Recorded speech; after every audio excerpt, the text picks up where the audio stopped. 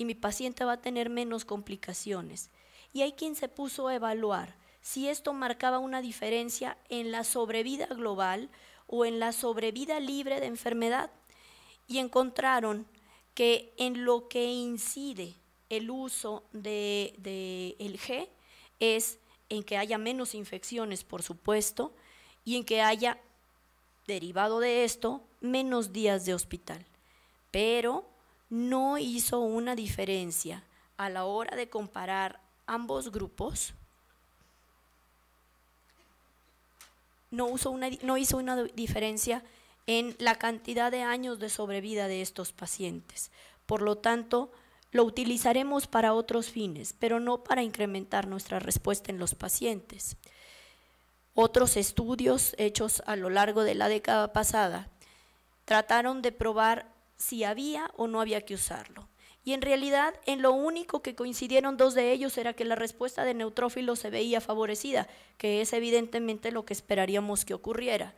Pero no había diferencia entre usarlo y no usarlo, por ejemplo, en la sobrevida global, la sobrevida libre de fallas, y solamente un grupo fue el que dijo que sí tenía efecto en reducción en el número de infecciones.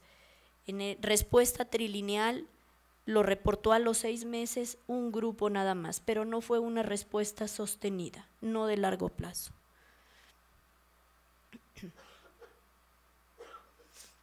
En niños, comparar ambas opciones de globulina antitimocito se inclinan, por supuesto, como en el caso de los adultos, a que la globulina de caballo es más eficiente para tener utilizada, por ejemplo, en un niño trasplantado para tener en un niño que va a requerir trasplante, la sobrevida libre del requerimiento del trasplante.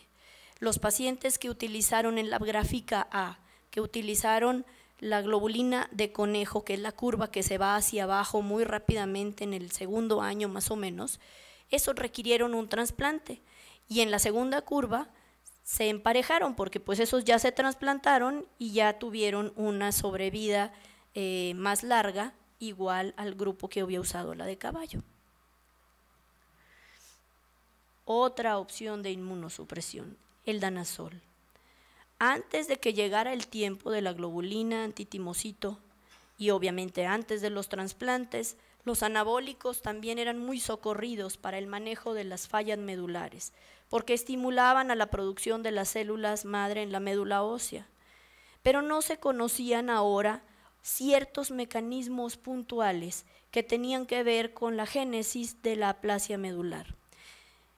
Este estudio se publicó hace 4 años y evidentemente no tiene nada que ver el danazol comparado con pacientes que se trasplantan. Evidentemente trasplantarlos es, por supuesto, la mejor opción. Pero aquí lo que pretendo mostrarles es que no es una opción descabellada cuando no tienes más recursos. Tienes que usar los recursos en el orden apropiado, pero si no tienes más recursos, no es descabellado empezar a usar danazol en los pacientes, porque si puedes tener una respuesta y sobrevida 5 años de alrededor del 40 y algo por ciento, 48 creo que era la acumulada de 5 años, es algo apropiado. Ahora sabemos que no nada más estimula a la división y rápido crecimiento celular. Sabemos que el danazol tiene efecto inhibiendo a la interleucina 1, al factor de necrosis tumoral alfa, y también sabemos que tiene efecto sobre la telomerasa. Y ahora, con nuevos avances en el conocimiento de la aplasia, sabemos que los telómeros cortos tienen que ver en la patogénesis de la aplasia medular. El doctor Young, de hecho, acaba de publicar un trabajo de el efecto de la elongación de los telómeros utilizando danazol en telómeropatías, entre estas la aplasia medular. Otro agente que puede ser efectivo y que recientemente se ha publicado que es efectivo en la estimulación trilineal de las células de la sangre es el trombopag. Ustedes conocen el Trombopag como un medicamento que se usa en púrpura, como un medicamento de tercera o hasta de cuarta línea de manejo, pero hay un estudio que demuestra la eficacia en la estimulación trilineal, y si se fijan en las gráficas, cómo va aumentando las poblaciones celulares de las 3 líneas celulares en un grupo de pacientes que se evaluó incluso con imagen de médula ósea, cómo esas biopsias se iban repoblando en un grupo de pacientes. Este es un estudio de 11 pacientes en el que se utilizó en aplasia refractaria, en donde ya habían usado otras líneas de tratamiento, y como una opción de rescate se utilizó el Trombopag, y a las 12 semanas, que fue el primer punto de corte del estudio, vieron que no solamente había visto respuesta en las plaquetas respondieron 9 de los 11 pacientes, pero en 2 pacientes hubo respuesta en la serie roja y en las plaquetas. En otros 2 pacientes hubo respuesta en la serie blanca y en las plaquetas, y en un par de pacientes hubo respuesta exclusivamente en la serie blanca. Entonces, y después, en un seguimiento de más largo plazo, vieron que la respuesta se solidificó porque 6 de los pacientes tenían una clara respuesta trilineal, y esto fue estadísticamente significativo, el grado de respuesta que se pudo lograr en pacientes como un tratamiento de rescate. Después de pasar por todas las opciones de inmunosupresión que se podrían haber usado más o menos en ese orden si el trasplante no era una opción por el caso de mi paciente o no tenía acceso a un trasplante, vamos a ver con qué se trasplantan y cómo se trasplantan. Este es un estudio para comparar el efecto del tratamiento inmunosupresivo y el trasplante a lo largo de un grupo de años que hizo el grupo europeo. Y ellos vieron, si se fijan en la primera de las gráficas, que comparar la inmunosupresión con el trasplante en forma global no hace diferencia, no el día de hoy.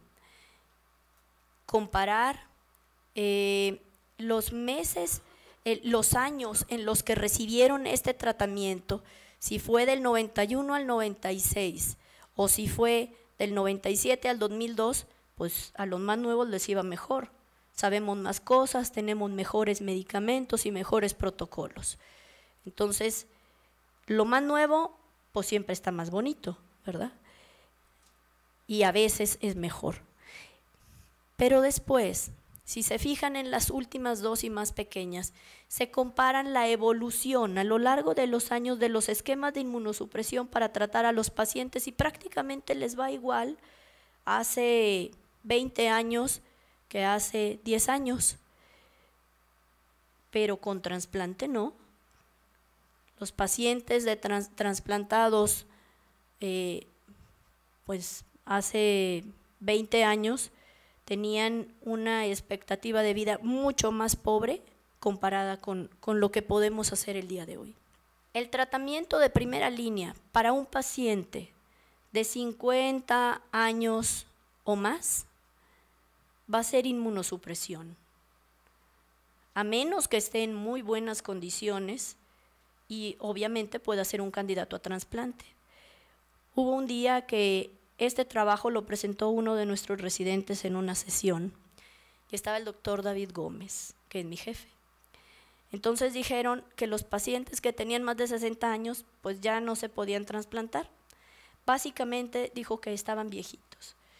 Estuvo a punto de ser corrido de la residencia, porque obviamente mi jefe es mayor que eso, entonces se sintió fuertemente agraviado. Yo todavía no me siento agraviada, pero mejor ya empiezo a decir que pueden estar en muy buenas condiciones porque hay que ir preparando el terreno. Los años pasan. Entonces, el tratamiento será inmunosupresión. Y si se fijan, para ambos grupos, el pronóstico, la expectativa 5 años de sobrevida global es de 57% y después empieza a disminuir a 50%. Si ese paciente estuviera en muy buenas condiciones, sería candidato a un trasplante, pero más adelante veremos a qué tipo de trasplante lo podría exponer a ese paciente.